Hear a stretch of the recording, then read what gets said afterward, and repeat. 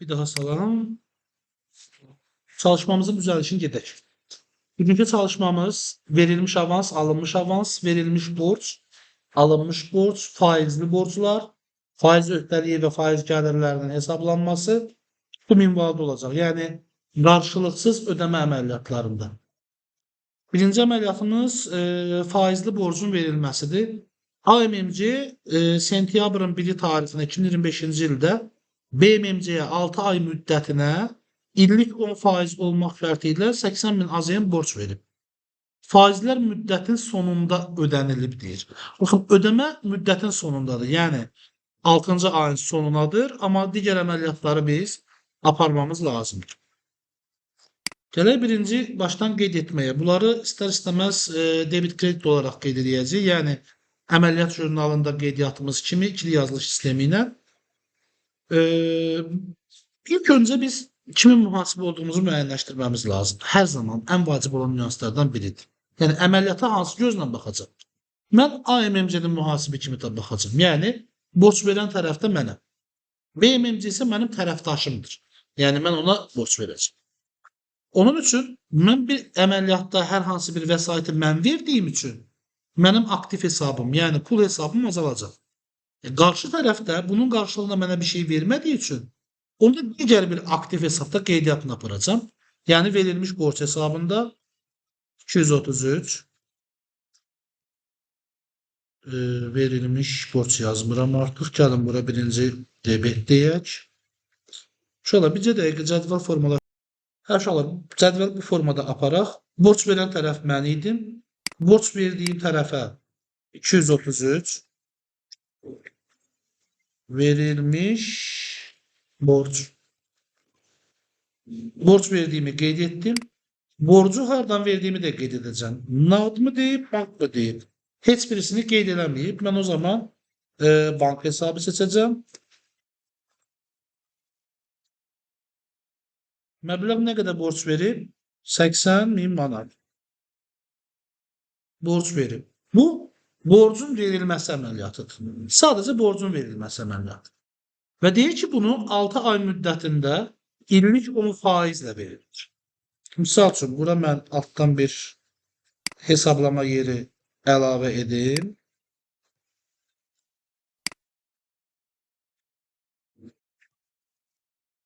Biz 80.000 borc vermişik və illik 10%. 80.000 vurulsun 10% bərabərdir 8.000. Bu bizim bir il ərzində faiz gəlirimizdir. Biz pulu bir il versəydik, əgər bir il qalsaydı qarşı tərəfdə, o bizə pulumuzu qaytardığı zaman 8.000 də əlavə pul qaytaracaqdı. Amma biz pulu 6 ay müddətinə vermişik. O zaman 8.000 bölünsün 12'ye bərabərdir. Nə qədər düşəcək? Bizim üçün də bölmə əməliyyatı edərdiniz.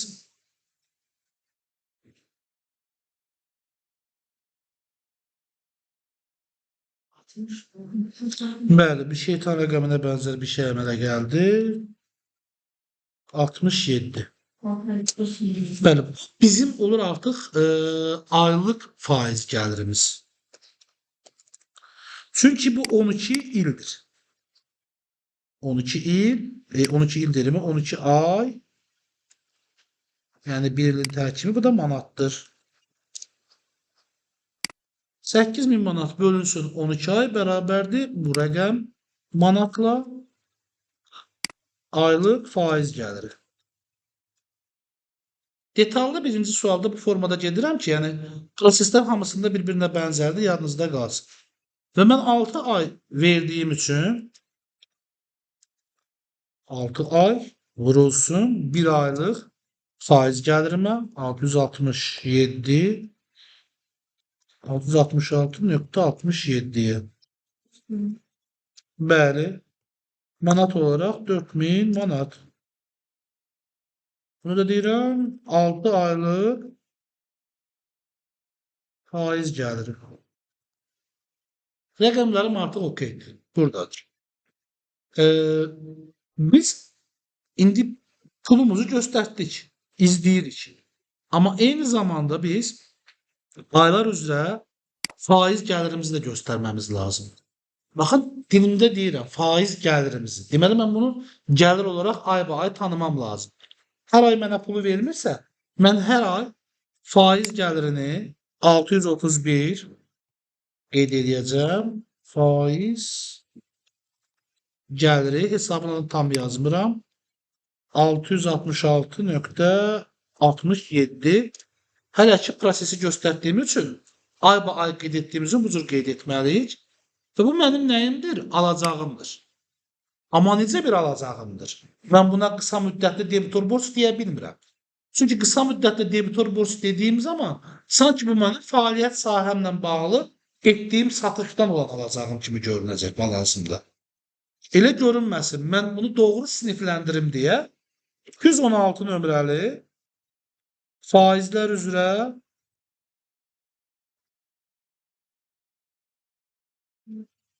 bəli, qısa müddətli debitor olaraq qeyd edirəm və 1 aylıq. Biz burada ay getməyəcək, amma hər ay bu getməlidir. 6 ay gedəndə gəlib cəmi 4000 eləməlidir. Biz buna 4000'imizi qeyd edəcəyik. Sanki 6 ay olmuş kimi. Qeyd etdim. Artıq mənim 4000 gəlirim var. 4000-də faizi görə alacağım var. Və 233-də də verilmiş borca görə də 80.000 alacağım var. Toplam alacaqlarım 84.000 manatdır. Bunun 200 qarşılığında 223'də, yəni bank hesabından verdiyim hissə 80.000'dir. Amma gəlirdən formalaşan hissəsi 4.000. İndi davamına gedək. Deyək ki, borc faizlər müddətin sonunda ödənilir. Bax, faizləri qeyd edir. Əsas məbləği qeyd etmir. O zaman faizlər mənə ödənirsə, mənim pulum artır. 223 bank hesabı. Bu pulu mənə kim ödəyir? Qarşı tərəf. Kimə ki mən borc vermişəm o. Mən onun həmin o faiz məbləğini, yəni 4.000'i harda nəzərə almışdım? 216. Bəli, 216'da nəzərə almışdım. Onu orada izləyirdim kimə? 216'da bu şirkətin mənə borcu var. İndi həmin borcu azaldıram 4.000 manat. Deyək ki, bu əməliyyat bu sualın cavabı idi. Amma tamamlayaq deyə deyirəm. BMMC faizləri ödədiyi zaman əsas məbləği də ödəyibdir. Ana borcu da ödəyib. Yine mənim 223 bank hesabı artacaq. Və bu səfər o pulu mənə hardan ödəyəcək 80.000'i? 233'dən. Yəni, harda izləməyə almışdımsa, hansı hesaba vermişdimsə, həmin hesabda. Yəni, alacaqlı mənə olduğu yer haradırsa, oradan ödənəcək 80.000 manat. Vəssalam. Bu oldu bizim birinci sualımızın hesablaması və cavabı. Eyni tipli əməliyyat faizsiz borcun verilməsinə də baxaq. Tapşırıqda nə qeyd edir? CMMC 10.01 tarixində DMMC-yə 1 il müddətində faizsiz 50.000 AZN borc verib, borcun verilməsi və geri qaytarılması üzrə müxabirləşmələri qeyd edildir. Biraz açaq buranı. Gəlirəm eyni əməliyyatı kopya və yapışdır. İçəriyi mənə lazım deyil. Baxım, səbirli olun bir dəqiqə. Aha. Yine 233 verilmiş borc. Eyni zamanda 223 bank hesabımız və məbləğ 50.000 manat. Bu əməliyyat borcumuzun verilməsi əməliyyatı idi. Və geri qaytarılması üzrə də deyir qeyd elə. Geri qaytaranda isə bunların əksini qeyd edəcəm. Verilmiş borcum azalacaq kreditdə, əvəzində pul vəsaitimiz artacaq debetdə. Və məbləğ əgər əksik vermirsə 50.000 AZN. Artıq bunda başqa sən demişsən əlavə əməliyyat yoxdur. Bu qədərdir. Davam edək. Baxın, indi isə deyək ki, faizlərin aylıq hesablanması. Yəni əməliyyat həmin əməliyyatdır. Bir dənə kopyalayım. Sadəcə deyək ki, faizləri bu səfər yekun olaraq deyil, aylıq olaraq nəzərə al. Yenə mən birinci hesablamamıza gəlmək istəyirəm. Biz mi borc vermişik? YMMC bu tarixdə 100.000 AZM borc verib. İllik faiz 12%'dir. Faizlər üzrə ayın sonunda hesablanır. Hesablansın. 100.000 manat mənim verdiyim borcun məbləğidir. Vururam 12% illik faizə, o dedəcək 12.000 manat. Bu mənim bir il ərzində əldə edəcəyim faiz gəlirimdir. İkinci proses 12.000 manat bölünəcək 12 aya. Bəli, aylıq minazin olacaq mənim aylıq faiz gəlirim. Aylıq faiz gəlirim. Buna da illik deyək.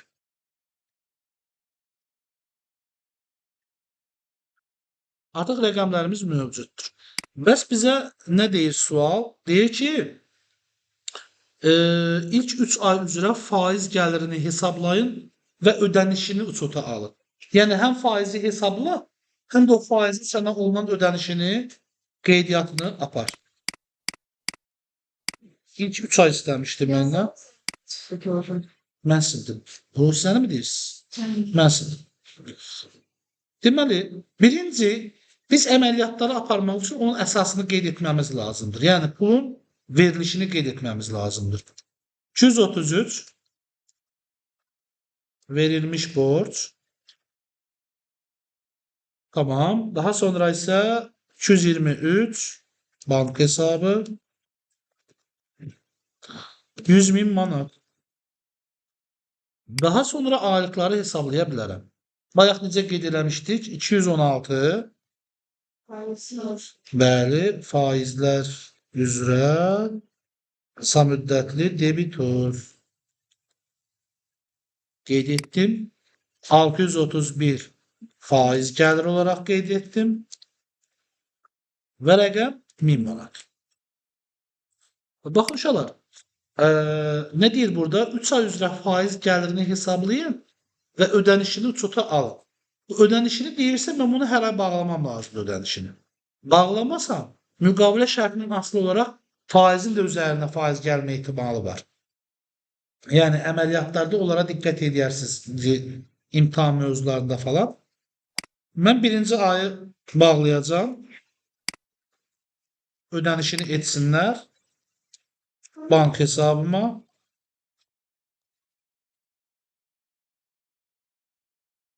Minazir. İlk ay bağlandı. Birinci ayım getdi. Eyni əməliyyatı 3 dəfə təkrarlamam lazımdır. İkinci ay və yekunda 3-cü ay.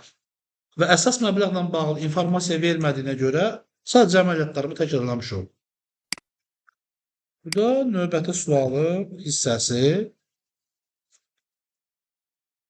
Aha, zaten biz bayaqdan bank vasitəsilə veririk. Bu tapşırıq lazımınız deyil. Borcun geri qaytarılması. Sizcə necə qeyd eləməliyik? Hə uşaqlar. FMMC 01.03 tarixində aldığı borcu və faizini 01.09.2025-ci il tarixində geri qaytarır. Məbləğ 20.000 AZN, illik 14%. 233. Gəlin əməliyyatları sizin üçün biraz daha açıqlayım. Şərt sizin üçün qapalı ola bilər. Bəli, gündəliyə qədər hesablamalıyıq. Çünki heç bir ödəmə eləməmişik. Qaytaranda da rəqəmi onlara uyğun geri qaytarmamız lazımdır. Əsas birinci bunun hesablama tərəfidir. Yəni hesablama tərəfini doğru apardığımız təqdirdə müqabilləşmələri bəsitdir. Tamam. Əslində əməliyyat nədən ibarət? Borcun geri qaytarılması dediyi zaman o verilməsi də demiş. Geri qaytarılması deyil. 223 bank hesabı və 233 verilmiş borc.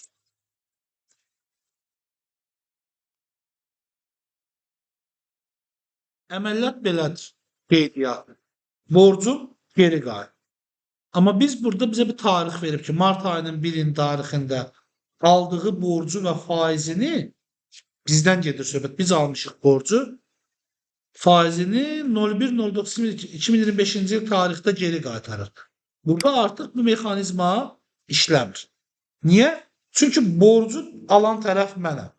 Birinci borcu almalıyam ki, o borcu qaytarmağın da əməliyyatını doğru şəkildə göstərə bilir. Gəlirəm birinci, bəli, borcu almağa. 223 bank hesabıma 500 faizlə deyir, 507 faiz xərcidir, borcudur. Faiz öhdəliyi yaradan borclar. Belədə hesabına səhv eləmirəmsə. Məbləğim 20.000. Baxın, artıq bunu 504 demədim. Niyə demədim? Bəli, faizinə görə demədim. Çünki 504-də olan borcların mənim üçün əlavə borc yaratmayacaq. Mən balansımda onu ayrıca görməliyəm ki, 507-ni ən birinci onlara ödəyim tutarım. Çünki o borc orada qaldısa, artı gedir. Amma 504 artmır. Nədir? Odur. Nə vaxt pul olacaq, o zaman da ödəyəcəm. 507-ni qeyd etdim, borcumu. İndi isə gəlirəm faizimi qeyd eləməyə. 537 faizlər üzrə qısa müddətli getmir. Faizlər üzrə öhdəlik gediləcəm. Faiz öhdəliyi yazıram. 537 elə deməz. Hə, faizlər üzrə deyər. Faiz öhdəliyimizi qeyd etdik və rəqəmimiz nə qədərdir? 20.000-in illik 14 faizi. Hesablamamısınız bəli başda? Nə qədər? 233. Tamam. Bəs debitimdə nəyim olacaq mənim? Xərc olacaq. Baxın, 507-nin qarşılığında mənə pul veriblər 20.000. Amma 537 borc yaranır. Amma əvəzində məndə heç nə yoxdur. Deməli, bu mənim xərcimdə. Bəli, 751 faiz xərci qeyd etdim. Və nə deyir? Geri qaytarmanı deyir. Nəyin qaytarılması? Borcu və faizini tarixdə geri qaytarır. Tamam. Ortada neçə ay var bizdə? 6 ay. Deməli, bu rəqəmdən məndə 6 dənə olacaq. Nə olacaqsa artıq rəqəmə bilmirəm. Siz nə deyirsiniz, onu da qeyd edirəm. 1400 manat 6 aylığın rəqəmi, yəni borcda göstərməlidir. Və mən geri qaytaranda bu hesabları bağlamalıyam. Yəni bunlar sıfırlanmalıdır. Yəni azalmalıdır da. Harada borcluyam? Burada borcluyam. İndi borclarımı ödəyirəm. 507, 223 bank hesabı.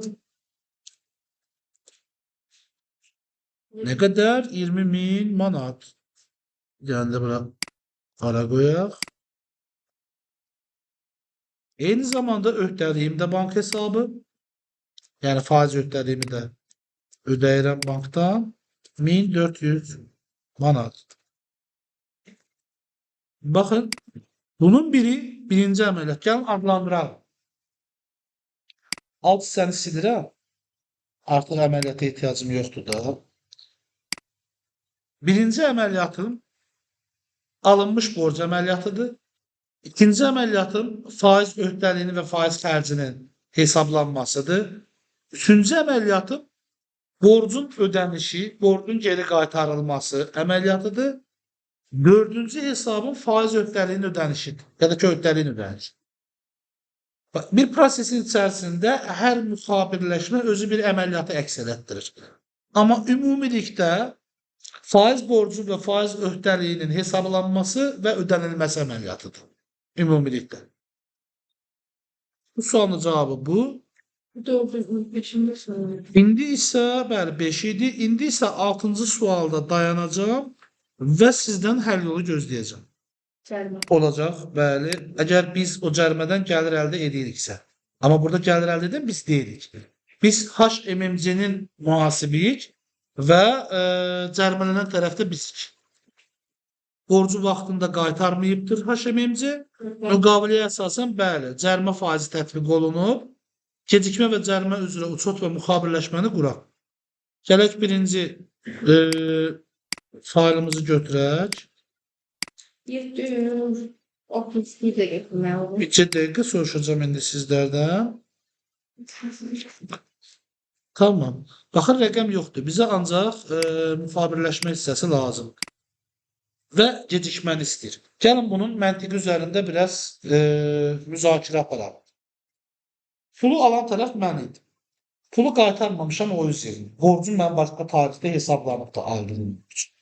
İndi isə mənim gecikməyə görə əlavə cəriməm var. Bu cərimə mənim nəyimdir? Xərcim olacaq. Nəyin qarşılığında olacaq bu xərcim? Bəli, bir öhdəliyin qarşısında olacaq.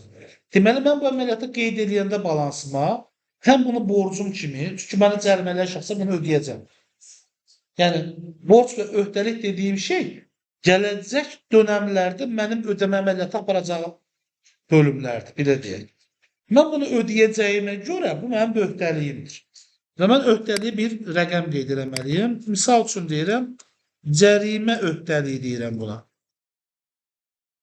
Ustar üsuluna və xərc yerində nəyi qeyd edəcəm? Cərimə xərci, belə deyək. İndi rəqəm də nə olsun? Buranı silirəm, uşaqlar, bu bizə lazım deyil. Fikrimizi qarışdırmasın. Bir dəqiqə.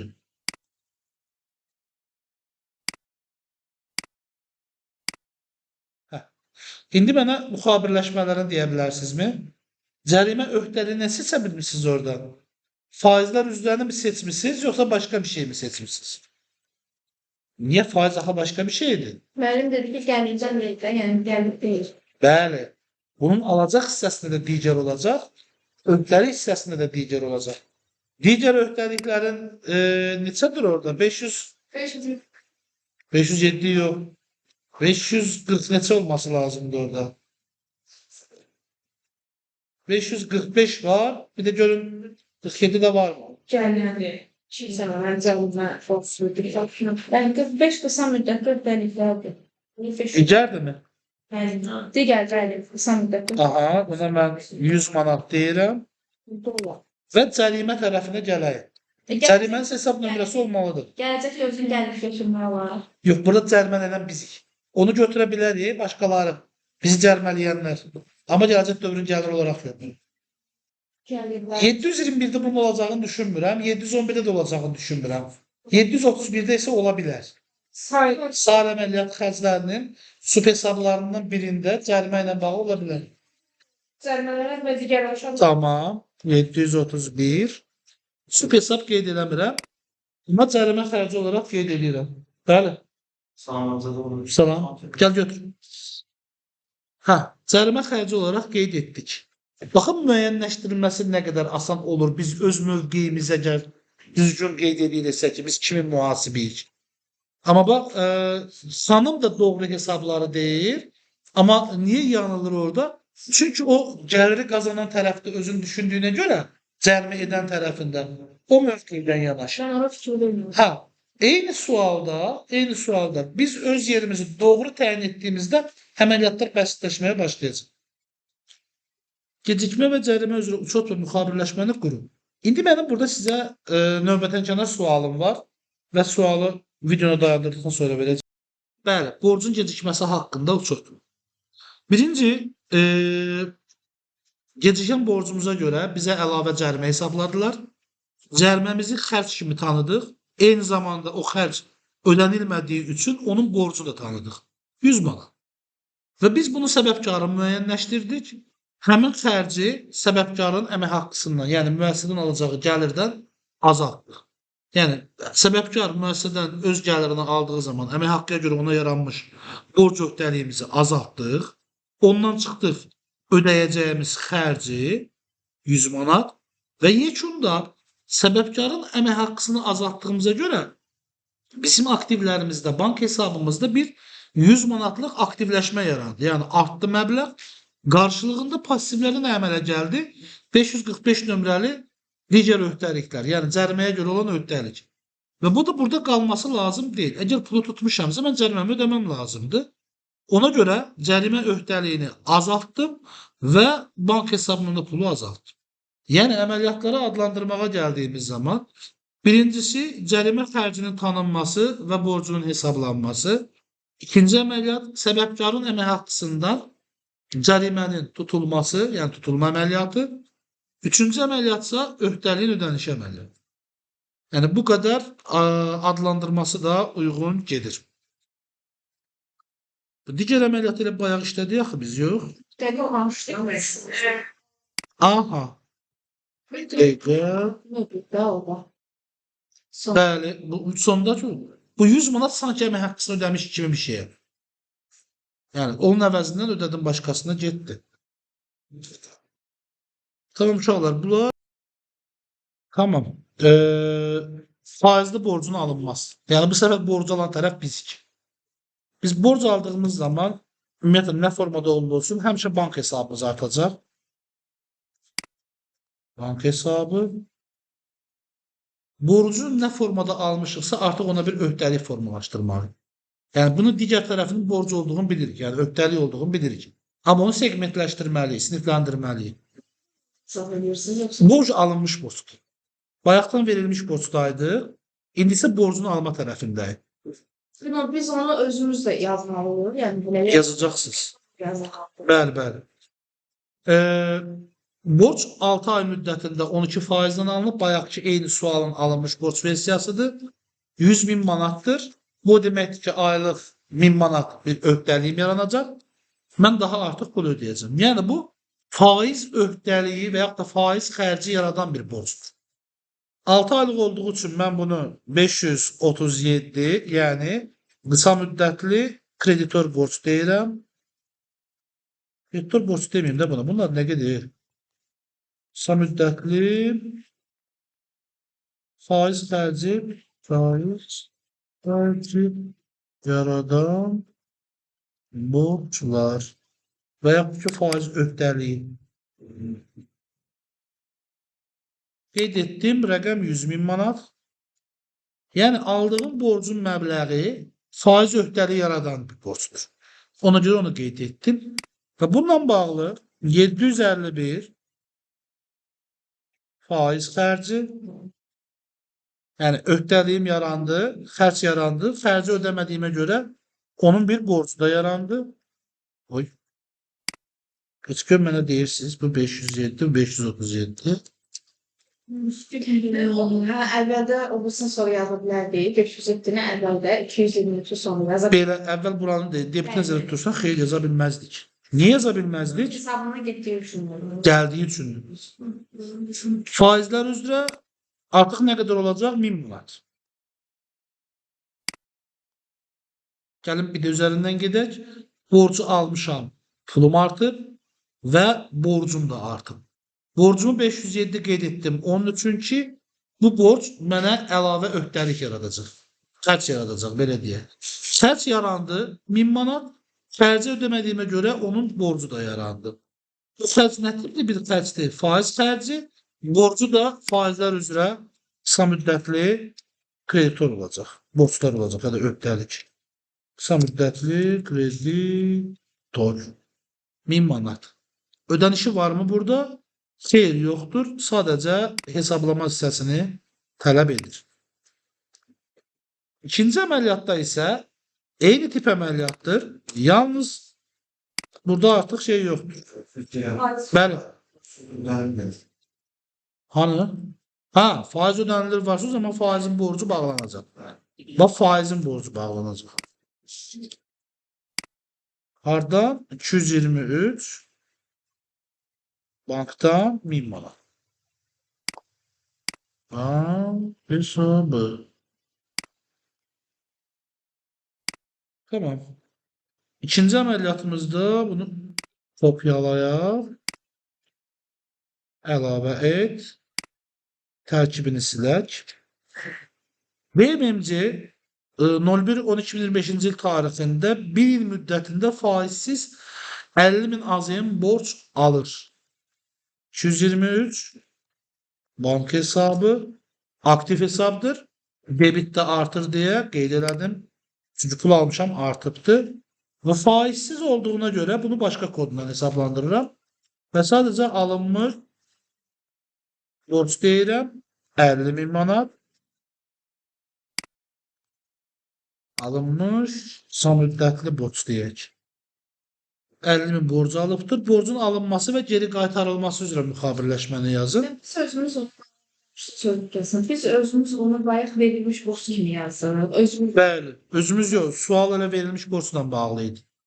indi dəyişdik bir sual. Bəli, indiki növbəti 10 dənəliyə keçdik. Orada da alınmış borclarla bağlıdır. Bu alınmış borcun müxabirləşməsi, indi də o borcun verilməsi, yəni qaytarılması hissəsindəyik. Borcumuzu qaytarırıq. Qaytardığımız zaman kimə borcluyuqsa, borcumuz azalır. Hansı hesabdan onun ödəməsini ediriksə, həmin hesabı da azaldırıq. Bu isə faizsiz olaraq əməliyyatımızdır. Bəli.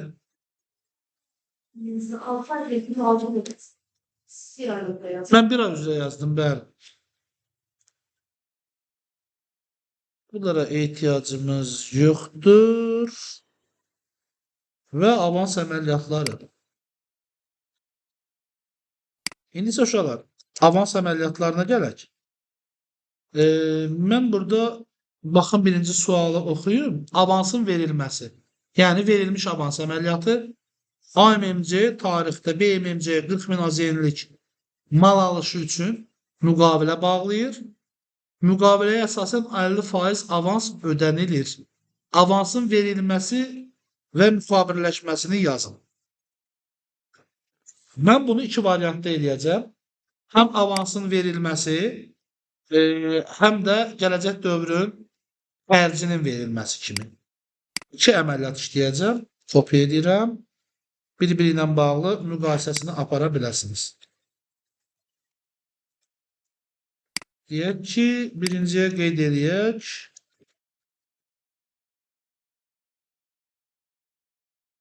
Verilmiş avans. İkinciyə qeyd edək.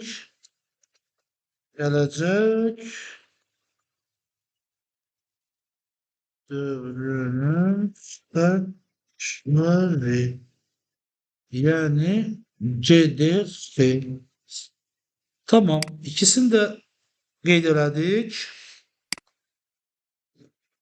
Bir əməliyyatda ikisinə də baxacaq. Gəlin uşaqlar, birinci müəyyənləşdirək. Deyir ki, 40.000 AZN-lik mal almaq istəyir. Bu bizim problemimiz deyil. Sadəcə rəqəmimizi müəyyənləşdirmək üçün lazımdır.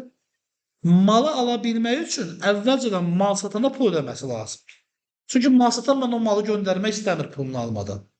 Deyir ki, ən azından onun 50%-ni mənə ödə ki, mən malı sənə göndərim, sonrasını hesablaşaq. Borclu qal. Onun üçün mən əvvəlcədən 40.000-in 50%-ni qarşı tərəfə köçürməliyəm. Yəni, bank hesabım nə qədər? 20.000 manat azalır. Bu avtomatik əməliyyat məndə verilmiş avans olur. Nəyə görə? Çünki mən qarşılıqsız ödəməni mala görə edirəm. Yəni, ödəmə elədiyim kəsindir, netdir. Nə üçün ödəyirəm? Mal almaq məqsədi ilə. Yəni, alacağım mala təminat verirəm. Bunun adı olur verilmiş avans. 243 verilmiş avans, avansı verdim. Eyni əməliyyat bəs burada artıq mala görə deyil. Tarixində 40.000 AZN-lik mal alışı deyil. 40.000 AZN-lik xidmət alışı üçün müqavilə bağlasaydı, desəydi nə olacaq? Eyni proses baş verəcəkdi. Eyni proses baş verəcəkdi. Sadəcə bir nüans olacaqdı. Artıq bunu verilmiş avans kimi qeydiyyatını aparmayacaqdıq. Çünki bu mala görə deyil, bu xidmətə görə olduğu üçün biz buna 240 səhv yerə düşdü. 242 gələcək dövrün xərci hesabında aparacağıq. Eyni cür əməliyyat, yenə də ödəməmi etdim. Bu xidmətə görə, əgər xidmətə görə olacaqdısa, borca görə olan hissəsini isə bayaqlarım qeyd etdik. Gəlin istəyirsiniz bir dənə də müqayisəli onun üçün qoyun. Nə deyək? Verilmiş, bir dənə borcu düşdü.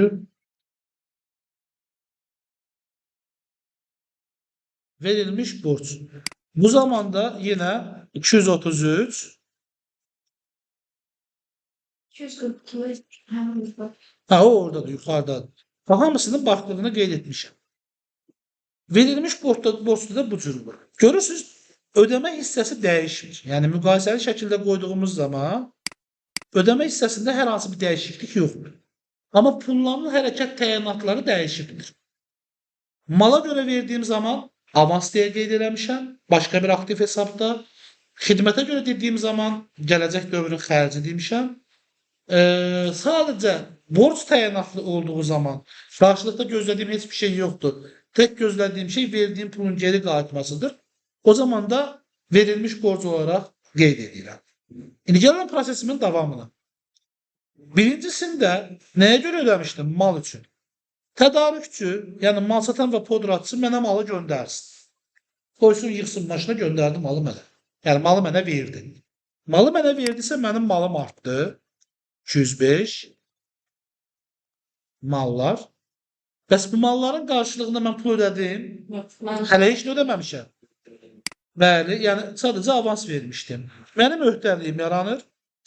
Qısa müddətli kreditor. Nə qədər öhdəliyim yaranır? Yox.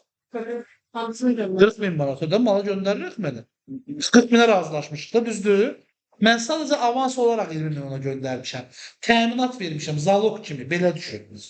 Yəni, ən azından pulun 20.000'ini ver, malın, yarısını pulunu ver, mən göndərib, sonra növbəti yarısını verərsin, deyər. Yox. Bax, şərtdə qaydım. Şərtdə deyir ki, 40.000 AZN-lik mal alışı üçün müqavilə bağlayır. 40.000'lik. Və müqaviləyə əsasən 50% avans ödənilir. Yəni, müqavilə dəyəri nədir? 40.000. 40.000 50% nə qədərdir? 20.000. Deməli, avans məbləğim 20.000, yekun alacağım malsa 40.000'dir. Və malı göndərdi. İndi isə keçirəm ikinciyə, eyni proses. Xidməti mənə göndərsin. Xidməti mənə göndərəndə öhdəliyim yaranacaq ona yenə də 531-də. Nə deyək? Qısa müddətli kreditor deyək. Öhdəliyim yarandı. Amma öhdəliyimin əvəzində məndə aktiv yarandı. Yəni, mal əmələ gəlmir ki. Məndə bir xərc əmələ gəlir. Çünki bunu mənə göstərdiyi xidmətdir. Və xidmət də ki, əlləflər bir şey deyil. Xərc əmələ gəlir. Deyək ki, 721 İnzibati xərc qeyd edirəm, rəqəm 40.000 manat. Və verilmiş borc. Verilmiş borcda buradan fərqli bir nüans var. 20.000 borc vermişəm. Qaytardığı zaman, mənə verdiyi zaman, ondan heç də gözləmədiyim üçün o mənə sadəcə verdiyim pulu geri qaytara bilər. Yəni, 233 əks müxabirləşməsi gedəcək 20.000. Burada mən hər hansı bir bağlama əməliyyatı aparmayacağım. Artıq verilmiş borc siyahadan çıxdı müqayisədən. Yalnız iki hissə qaldı. Verilmiş avans və gələcək dövrün xərci. İndi uşaqlar, mən ödəniş edə bilməyim üçün qarşı tərəfə borcumu ödəyə bilmək üçün birinci, avansın bağlanılması əməliyyatını aparmalıyım. Yəni, nə qədər pul vermişəm? 243'də nə qədər pul vardı? 20.000. Deməli, mən borcumu 20.000 azaltmalıyam. Yəni, borcumla, mənim bu mal göndərənə olan, mal satana olan borcumdan 20.000 çıxmalıyam. Mal satan da öhdəlik olduğuna görə Öhdəliyi də harda azaldacam? Azaltmaq üçün debitdə. Həmin öhdəlik hesabını yazıram debitə. Bu öhdəlikdən nəyi çıxacamsa onu da yazıram kreditə. Avansı. Bəli, verdiyim avansı həmin öhdəlikdən çıxmaq üçün yazıram kreditə. Həm avans hesabı sıfırlansın, həm də öhdəlik. Rəqəm nə qədər? 20.000. İndi yerdə qalan pulu hesablamam lazım. Mənim nə qədər borcum qaldı? Gəlirəm 531 pasiv hesab olduğu üçün qalığı kreditdə qalmalıdır və artma hissəsi də kreditdədir. Onun üçün kreditindən, yəni 40.000-dən çıxıram 531-in debitindəki rəqəmi. 20.000. Nə qədər qalır yerdə? 20.000. 20.000 kreditdə qalır da, rəqəm kredit qalığından çıxmışam. Deməli, mənim borcum 20.000-dir. Ödəməli olduğum bu yazdım debitə, borcu tam azaltmağa. Artıq nəyin hesabına? Bank hesabına. 223 bank hesabı 20.000. Bu malla bağlı olan əməliyyat. Avans dayandı. İndi isə eyni prosesə gələcək dövrün xərci üçün baxaq. Dəyişən heç bir şey yox. Yenə borc azalması lazımdır. Yəni sənə xidməti göstərənin borcundan çıxacaqsan gələcək dövrün xərcini, yəni 20.000-i, yerdə qalan borcunu da bank hesabından ödəyəcəksin. Yerdə qalan borcum nə qədər idi? Yenə qalığını hesablayanda 20.000. Artıq ödəyəndə yenə 223 normaldır. Bank hesabı 20.000. Baxın, bu da artıq gələcək dövrün xərcinin bağlanması əməliyyatı. İndi gəlin bir dənə əməliyyatları qiymətləndirə gedək. Birinci əməliyyat avansın ödənilməsi əməliyyatı, yəni verilmiş avans əməliyyatı, aktivin yer dəyişməsidir. Pulum azalıb, avansım artıb. Yəni avansım artıb demək o deməkdir ki, kimsə mənə mala görə borclanır. İkinci əməliyyat mal alış əməliyyatıdır. Mal almışam, qarşılığında mənim borcum yaradır. Amma kimə? Avansdakı şəxsə, avansdakı kontragentə. Həmin müqavilə bağladığım adamdır. Ona borcum yaranıb 40.000 manat. Üçüncü əməliyyat avansın bağlanması əməliyyatıdır. Yəni mənim öz tərəfdaşımla haqq hesabım, üzləşməm. Qardaş, nə qədər mal göndərmirsən? 40.000 manat. Sən nə qədər vermişdim əvvəlcədən mən? Baxır hesaba 20.000 manat. Yəni avansdakı rəqəmə baxıram ki, 20.000 manat. Hə, o zaman sən belə deyək də, sənə yaranmış borcumu onu çıxıram. Sənə olan borcumdan çıxıram həm pulu. Sənə olan borcum nə qədər idi mənim? 40.000 manat. Ondan nəyi çıxacam? Sənə verdiyim pulu. 20.000 manat çıxır. Bu isə avansın bağlanmasıdır. Yəni avans sıfırlanır. Ən sonda isə öhdəliyin ödəniş əməliyyatı baş verir. Yəni aktivin azalması əməliyyatı baş verir. Əslində avansın bağlanması da, gələcək dövrün xərcinin bağlanması da, bunların hamısı aktivin azalması əməliyyatıdır. Keçdim gələcək dövrün xərcinə. Baxın, əgər xərcimiz yaranıbsa, biz ilk öncə özümüzə verməli olduğumuz sual budur. Bu xərci ödəmişəmmi, yoxsa ödəyəcəyəm? Əgər ödəmişəmsə, elə birbaşa xərci bağlayıram. Yəni pulu xərcə bağlayıram və yaxud da ki, gələcək dövrün özünü birbaşa xərcini özünə bağlayıram. Əgər yox, bunu ödəyəcəyəmsə hələ, o zaman həmin xərcin qarşısında borc da yazdım. Ödəmişəm, pul yazdım. Ödəməmişəmsə, öhdəlik yazdım.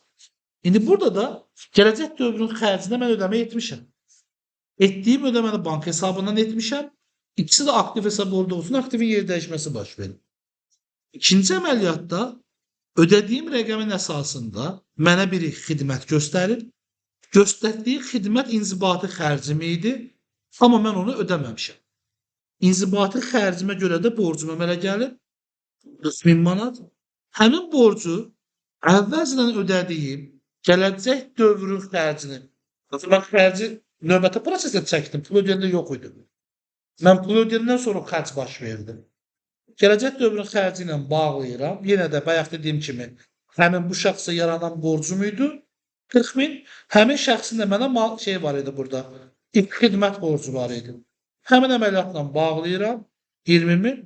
Yerdə qalanda olur mənim öhdəliyimin ödənişi. Yəni aktivin azalması əməliyyatı, bu da aktivin azalması əməliyyatı. Baxın, gələcək dövrün xərci ilə verilmiş avans arasındakı tək fərq 242-dən 243 nömrəli hesabın olmasıdır. Bir də ki, birinin mala uzun müddətli aktivə, yəni aktivə əsasən baş verən proses olması qarşılıqsız, digərinki isə xidmətə görə və işə görə. Verilmiş borcsa bəsit əməliyyatdır. Həm borcun veriləndə, həm borc qaytarılanda geri, ikisində də aktivlərin yer dəyişməsi baş verir. Mənim aktiv hesabım azalır, bank hesabı artır, verilmiş borc hesabı. Verilmiş borcu mənə ödədikləri zaman verilmiş borc hesabım azalır, təzədən pul vəsait hesabım da artır. Hər ikisi də aktivin yer dəyişməsi əməliyyatıdır. Burada ola bilər ki, 10.000 də olsun uşaqlar, bir şey dəyişmir. Yəni bizim verilmiş borc hesabında 10.000 manat qalığımız qalacaq. Verilmiş borc aktiv hesab olduğu üçün debet də artır. Debet də artdığı üçün qalığı debet də qalacaq və mən bunun qalığını hesablamaq üçün verilmiş borcun debet qalığından çıxacam dövriyyədəki debet statusu üstünə gələcəm dövriyyəmdəki debet hissəsini və çıxacam dövriyyəmdəki kredit hissəsini. Yəni borcun qaytarılan hissəsini. Burada isə dövrümün əvvəlində heç bir əməliyyat olmadığına görə, mən cari əməliyyat etdiyimə görə sadəcə artan yerdən azalan yeri çıxacaq. Nə artıb? 20.000. Nə qədər yerdə azalıb? 10.000. Yerdə nə qədər borcu qaldı mənə hələ? 10.000. Yəni buradakı rəqəmin dəyişməsinin də heç bir əməliyyat fərqi yox. Bu da verilmiş, yəni belə deyək, qarşılığını almadan ödəmənin edilməsi. Yəni balansda məndə bir şeyləri artırmadan öncə mənim pul ödəməm deməkdir. Yəni bu da bu üçlü əməliyyatlarla baş verir. Sual. Valyuta ilə alınmış avans, mən bunu dəyişdim valyuta ilə alınmış gələcək dövrün gəliri mövzusuna. Çünki mala görə deyil də xidmətə görə alınmış bir vəsait olunması üçün müəssisə müəyyən tarixdə 10.000 USD dəyərində bir pulu qəbul edir xarici bir şirkətdən. Onun qarşılığında həmin şirkətə aylıq xidmət göstərməlidir. Xidmətin dəyəri gördüyünüz kimi 22.300 USD-dir, amma biz bunu yekunda öyrənirik. Yəni xidmət bitəndə əvvəlcədən bilmirik. Ona görə ilkin qiymətləndirməyə görə hesab faktura göndərmişik ki, ən azından bizə bir 10.000-lik hissəni ödə. Qarşı tərəf bizim bank hesabımıza 223 bank hesabı USD-yə qarşı tərəf bunu bizə ödəyir. 543 nə deyək, gələcək dövrün gəliri USD 10.000 dollar. Yəni 17.000 biz heç bir zaman USD-ni qeyd edə bilmərik. Hər zaman biz AZN-i qeyd etmədik. 17.000 manatımızı da qeyd etdik. Pul bizə gəlib. Bankımızda da 17.000 kimi görünür. Səbəb kursuna görə. Bu kursla gəlir. Müəyyən bir proses ərzində hələ mən başlamışam xidmətimi göstərməyə və həmçinin eyni zamanda mən xidmətimi göstərmişim. Xidmətimi göstərdiyim periodda mən bu pulun 5.000 AZN-ni, daha doğrusu 5.000 USD-lik hissəsini AZN-ə çevirmək istəyirəm və bunun üçün banka sifariş verirəm.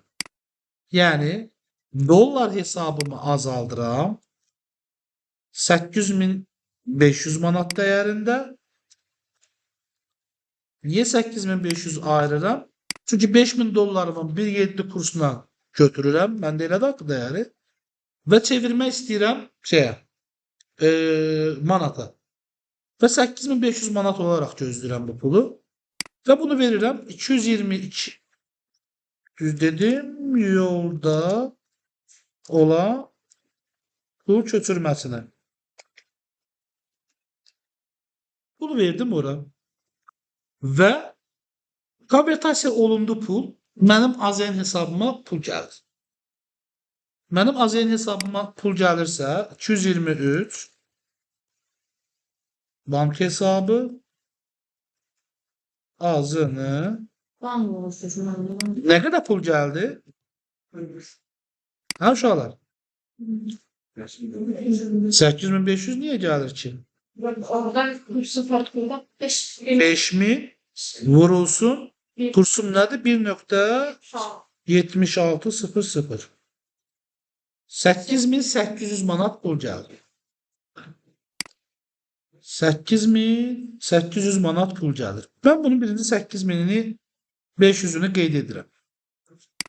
Normal olaraq 222'dən yolda olan pul köçürməsindən mənim pulum bu qədərdir. Mən bankı bu qədər valutamın özünə görə artırmam lazımdır. Mən bu dəyərdə pul çıxartmışam. 8500 manat dəyərində çıxartmışam. 8500 də qəbul elədim. Amma ortada bir uyğunsuzluğum var. Çünki çıxan pul artıq burada məndə başqa dəyərdə daxil. Yəni 8500 olaraq çıxdı. Bu pul 222. 222'dən mənə 8500 olaraq da qayıtdı. Amma ortada yine mənim bank hesabımda bir açıq var. İnventarizasiya edirəm. Baxıram bank hesabındakı pul 8800'dür. Amma bunun qarşılığı məndə yox. Yazıram bu hesabı bir daha. Burada yazıram 300 manat. Yazanda mənim bank hesabım düz oldu mu? Oldu. Amma bunun qaynağı nədir? Hardan əmələ gəldi? Bu bir gəlir formasıdır istər-istəməz. Mən 8500 manatlıq dəyər ötürdüm. Dəyər mənə 8800 manat olaraq gəldi. Deməli, mənim ortada bir 300 manatlıq gəlirim var. Başlayıram o gəlirə adımı artırmağa. Bu gəlir kurs fərqindən əmələ gəldi. Yəni məzənnənə fərqinə görə oldu. Mən buna məzənnə fərqindən əmələ gələn gəlir, konvertasiyadan yaranan gəlir deyə bilərəm. Faiz gəliri deyə bilərəm çarəsiz qaldığım durumlarda adını tapa bilmirəmsə. Pul dəyişməsindən gəlir deyə bilərəm. Amma siz orada ya 631'də ya da ki 611'də. Onların ikisindən birində var. Məzənnə fərqinə görə yaranmış gəlir deyə.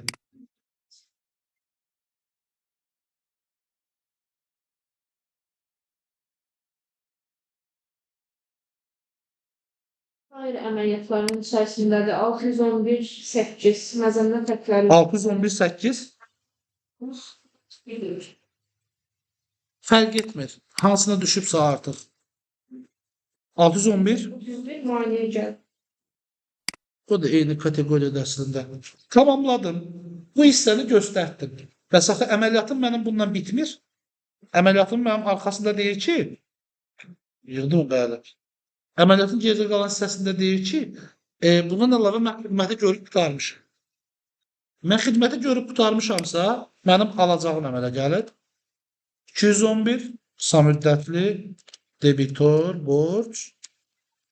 Yəni qarşı tərəf mənə borclanıb. Nəyin hesabına?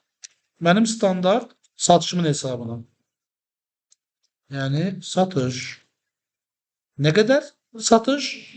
22.300 USD-nin manat qarşılığı. Bəli. 22.300 vurulsun. Neçəyə? 1.7. 1.76'ya. Siz ardıcıllığı unuttunuz. Biz axı zaten kursumuz 1.70 idi. Dünən pul dəyişmişik də. Yəni dəyişəndə 1.76 ilə dəyişmişik. Niyə xarici olan daha doğrusu alacağımı mən aşağı kursla qeyd edeyim ki? Yəni tarix ardıcılığı ilə artıq pulumun qalxmış olması lazımdır. Dəyər 22.300'dür. Amma axırıncı konvertasiyam nədir? 1.7600. Yəni 39.248. 39.248. Onda belə çıxır ki, qarşı tərəfdə də məzənnə fərqindən əmələ gəlmiş xərc yaranır. Yox, onların pulunu dəyişib dəyişməsindən asılıdır. Məzənnə gəlir və yaxud da xərci sənin öz ölkəndəki əməliyyatlarından bağlıdır. Sən qarşı tərəflə 22.300'ə danışmışdın. O da sənə 22.300 göndərdi. Amma sən o 22.300'ün qalıq hissəsi var. Hansı ki indi bunu bağlaman lazımdır axı. Sənin bir gələcək dövrünün gəliri nə yazmışıq bura? 543 niyə? 542. Ama ki Müslüman. Hə. Hə, 542-ni bağlamam lazımdır. Debitinə. Kreditdə nə olacaq? Uşaqlar. Qarşı tərəfin mənə olan borcu məbləğ 17.000 manat. İndi sizə qəşəng bir sual. Əslində mənə təzədən pul ödəniləndə nə qədər ödənilməli idi? Yazıram 223. Diqqətlə baxın. Bank hesabı. Ümumi əməliyyatım nə qədər idi mənim? 22.300 dollar deyildi. 10.000 dollar ödəməmişdi. Yerdə 12.300 dollar qalmışdı da, düzdür? Müqavilə bağladığım dövrdəki 12.300 dolları vururam 1.7-yə. 20.910 manatlıq mənə qalıq məbləğ ödəməsi lazım idi. 20.910 manat. Kim ödəyəcək bunu mənə? Yenə bu adam ödəyəcəkdi mənə. Burada yazıram. Usedir. İndi maraqlı nüans nədir? Axı yenə mənə pul gəlib. Gəlin bu pulların cəminə baxaq. Hansı pulların cəminə baxıram? Əvvəlcədən ödədiyi 17.000 manat plus sonradan ödədiyi 20.910 manat. Toplam 37.910 manat edir. Yəni adam mənə bu qədər pul ödəmiş kimi. Yəni mən bundan bu qədər pul alsam hesabım bağlanmış kimi görünür. Amma fakt olaraq adam mənə daha az pul ödəyəcək axı. Məsələ fərqinə görə. Yəni mənim burada bir gəlirlilik əməliyyatım var. Yəni manat qarşısında göstərəndə. Yəni 39.248 manat. Deməli mən bu rəqəmi daha yüksək tutmalıyam. Yəni belə bir əməliyyat aparacağıq. 39.248 manatdan çıxacağıq 17.000 manatı. 22.248 manat mədaxil deyəcəyik. 22.248 manat. Faktiki də borc bağlandı mı manat qarşılığında? Bunu biz dayanmayacağıq. Biz götürəcəyik gəliri 39.248-i harada tanımışıq? Kopya azaldacağıq. Rəqəmlə bir yerdə götürmüşəm deyəsən. Üzrlü sayın. Azaldacağıq. Bura nə yazacağıq bəs? 611-ə nə qeyd eləmişdiniz? Nə qədər məbləğ? Bayaq arada tapdığımız rəqəm var idi. Adını deməyəcəyim. Həmin qədər. Dondururam, zəhmət olmasa bir də özünüz tapın həmin rəqəmi. Bəli, bu da məzənnə fərqindən əldə etdiyimiz gəlirimiz. İndi bunu çox geri yığa-yığa qulaq asacağınız üçün bilirəm. Sualınızı verin, burada cavablandırın ki, cavabı da düşsün. Yox, xidmətə çevirdi yaxı. Və avans alıb deyir. Gələcək dövrün gəliri və xərci də bir avans əməliyyatıdır. Biz onu sadəcə olaraq gələcək dövrün gəliri almışdır demirik ki, avans alıb, avans verib deyirik. Təyinatına görə bəli dəyişir. Başqa sual olan varmı bundan bağlı? Beyni qarışdığı yer, ara kəsməni itirdiyi yer. Ben olar ki biz bankaya çox xahiş edirəm. Bir dənə olar ki biz məsələni bir dəfə də oxuyasınız bizim üçün çox xahiş edirəm. Oxuyun mu? Bir dənə zəhmət olursa. Hə, çünki Baş üstə oxuyun. daha aydın başlayır. GMMC Bəli. müəyyən bir tarixdə, yəni 13 aprel tarixində xarici şirkətdən 10.000 dollar məbləğində avans alıb. Məzənnə fərqi, yəni məzənnəsi həmin avansı aldığı vaxtda 1.7 ilə olub. Yəni 17.000 manatlıq. Alma məqsədi, mal almaq məqsədi ilə 16.04 tarixində isə bankdakı pulunun dollar kursu ilə çeviribdir, cari kursuna. Ki getsin mal alsın. 5.000 dollarını çevirib sadəcə. 5.000 USD-ni hissəsini konvertasiya edib. Konvertasiya elədiyi tarixə, yəni pulu dəyişdiyi tarixə Kurs olubdu bankda 1.76. Artıq 1.70 olmuyor. Dəyişib. Bəli, müəssisə xarici təşkilata xidmət göstərib həmin proses ərzində, yəni bunun artıq o mal almaq məqsədli aidiyyatı yoxdur. Xidmət göstərib, bu verdiyi, aldığı avansın qarşılığında xidmət göstərib. Artıq xidmət göstərdiyi üçün bu alınmış avans əməliyyatından çıxır, olur gələcək dövrün gəlir əməliyyatı və təhvil təslim aktında imzalayır, işi görüb qurtarır. Təhvil təslimə görə gördüyü işin dəyəri də 22.300 dollar. Gəliridir də, yəni bunlar. Bəli, qazandığı gəlirə artıq 22.300 dollar. Çox sağ ol. Amma 22.300 dollar 1.7 ilə hesablanmır. Çünki mən müqaviləmi bağlayanda 1.7 ilə idi. Hal-hazırda 1.76 ilə dedi. Və mən onunla başlayıram hesablamağa. Əməliyyatlarım da ona görə gəlib belə çıxır. Gəlir mənim burada 39.248-ə 1.76 ilə.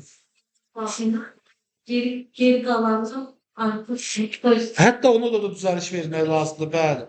5.000 hissəsi yox, 10.000 hissəsini Bəli. artıq sən 1.70-dən qəbul eləmisən. Da yazmışsınız. Satış böyle bir 70 tane tutan bir 76 inanında. Bəli, biz qalanını 13.000 nə qədərini hesablamalıyıq 1.76 ilə. Mecbur aslında yazmışsınız. Satış 610 məzəndə fərqi ilə gəlir. Bu bir dənə onun hardan aldığınızı anlamadım. 1338. Çünki mən almalıydım 22.300-ün 1.70-ə vurulmuş halını, yəni o qədər gəlir qazanmalıydım. Bəli, kursla. Amma çox kursla eləmişəm, böyük kursla. Ona görə kurs fərqindən yaranan artıq pulu lazımi yerində göstərirəm.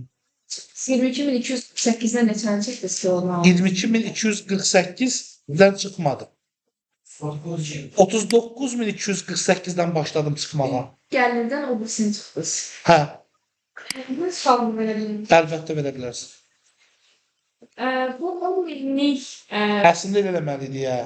doların 5 binini mən ikinci məzənlə ilə dəyişmişlər. Düzdür. Aha. Digər 5 bini axı məndə köhnə ilə qalıb. Mən niyə onun hamısını təzədən axırıncı məzənlə ilə qaytardım? Hara qaytardın sən gör? Daha doğrusu onlar mənə ödəniş Səndən ödəyəndə kurs nədə artıq? Biri qaytaranda. Sən 10.000 1.7 ilə qəbul eləmişdin. İndi artıq bankındakı sənin kursun 1.76-da artıq. Sən onu dəyişirəmsə deməli mənim kursum olur. Yəni, Mən yəni 12.300 puanı. Ben bir dənə söz verim də. bəli. Bəli. Bəli. 1.70'ə dollar misal üçün 1 manat 70 qəpiyə idi. O satıb 39.248 almışsınız ha orada. Aha. O 1.70 ilə yox 1.76 ilə satıb da Bəli, orada. bəli. Biz yarısını 1.70 ilə, yarısını 1.76 ilə satsaydın, həmin vaxta kimi hesablayacaqdın. Həmin vaxta kimi. Əslində hələ bura düzəliş etməmiz lazımdır gəlirə. Çünki bu hissənin, yəni mən bu qədər rəqəm götürdüm, son kursumdan da göndərdiyim tarixdən. Amma bunun ödəniş hissəsini zaten mənə 10.000-dən tanıdığı hissə var. Yəni onu artıq gəlirimdən çıxmam lazımdır. Yəni bu 12.000, 12.300-ü 1.76 ilə, yerdə qalanı 1.70 ilə cəmləyib ümumi gəlirimə yazmam lazım idi. Reallıqda. Ki rəqəmi olsun. Onu da netini hesablasaq, nə qədər? 12.300 ümumi ortadakı fərqdir. Vurulacaqdır 1.76 21.648 plus 17.000 manat. 38.648 manat eləyəcək. 38.648 manat. Və bu rəqəmdən çıxacaqdım nəyi? Yazmışsınız 39. Hə, bir dənə detal elədik. 300-ün vurulmuş 1.76-sını. 21.648-i. Bir de 5 bin çevrilmiş değil, 8500 almış. 5.000 bizim öz ölkəmizdə, öz bankımızın içində bizi əlaqədar edən nüansdır. Qarşı tərəfinə, xidmət göstərdiyim tərəfə əlaqəli deyil. Biz o 10 binden 5 bin nakı değişmiştik. Hə. Buranı mı deyirsiniz? Ben Bu mənə olan ödəniş deyil. Mən onu bağlayıram. Mən bunu 1.7 almışam da. Mən neçə dəyişmişəmsə, 5.000-i 1.76-ya dəyişməmişəm. O mənim xeyrimdir, yəni oradakı 300. Qarşı tərəflə mənim aramda olan münasibətin nə kimi bir dəxlisi var onun?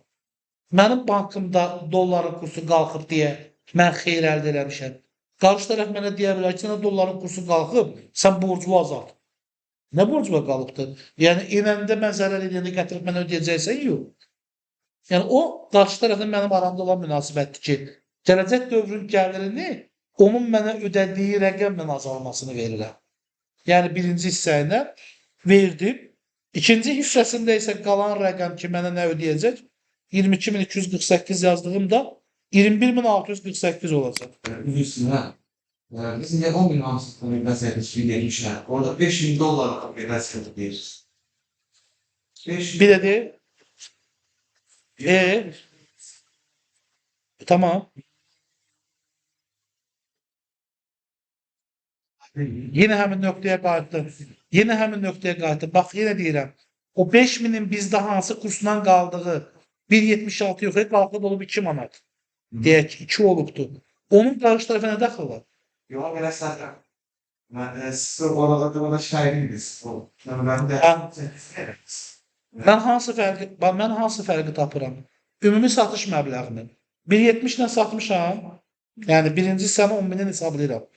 Yerdə qalan hissəmi artırıb axı rəqəm mənim. Məzənnə fərqi yerdə qalandan əmələ gəlib. Mənim müqaviləmdə məzənnəm axı 1.70 göstərir həmin tarixə. başa düştüm. 10.000-in gəldiyi tarixə. Bu bizden avans alır. O avansdan kamerası eklersin. Bizdən avans almır. Bizə pul ödəyibdi o. Biz alırıq avansını. Ben avans 10 bin dolar. Hemen günahlar, hemen tarihi 1.70. Bəli.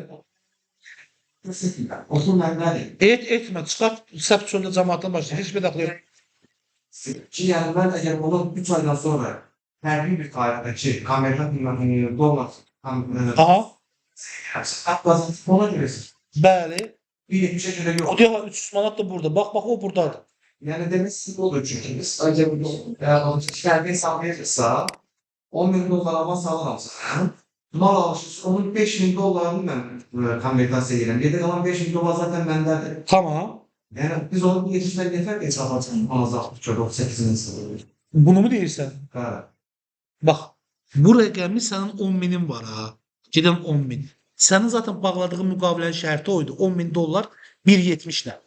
Yəni sən həmin tarixdə tarixə baxım 13.04-də sən gəlirin o hissəsini götürdün. Şu ne? Bax, pul dəyişdi, dəyişmədi. Səndə də həmin hissə.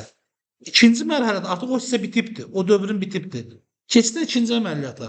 İkinci əməliyyat baş verəndə növbəti partiyanı aldığın zaman səndə artıq o qalıq hissə var ya, avansla bağladığın hissə. Sənin debitorun sacı nə qədər qalıb tanıyacağın gəlir. Ben bir başa düştüm. Ben 10 dolarını almışsın. Ondan. Bəli. Evet. Netləşdi, o getdi. Yəni onu 17.000 kimi yazmısan zaten. Ben yani o sınır saçlarım oldu. Yani para götürürlerse dolar için satıyorum. Bəli. Çox sarı. Bir də məsələnin yazılışında elə bil ki, o kurs sözü var ya, ikinci kurs sözü.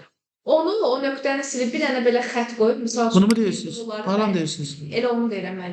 Aha. 1.76. Orada ikinci o cümlə biraz elə bir adamı çaşdırdı. Bərabər qoymuyor mu yəni? Nəsə olub kimi. Yox, mən kurs sözünü silib, elə bir ki, Aha. silib. Elə ora bərabər qoyursanız ki, nöqtəni də silinlər. Bərabər 1 dollar tire qoyun. Ya da tire. Konvertasiya edildən sonra tire qoyuyor. 5000 dəyişir. Yəni o 5000-ə aid olan cümlədə olsun o 1.70. O cümlə sonu.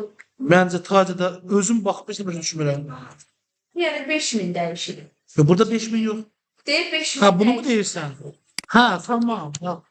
1 dollar. Yəni orada əlavə kurs gələndə orucu biraz şey olur.